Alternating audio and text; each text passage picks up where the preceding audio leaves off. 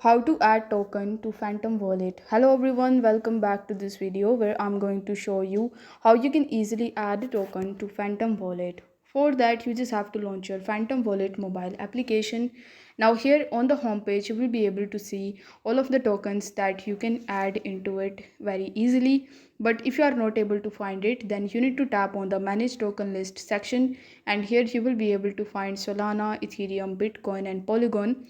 Right next to it, you will be able to see this toggle button. So you just have to turn the toggle button on right next to that particular coin that you want to add on the home page.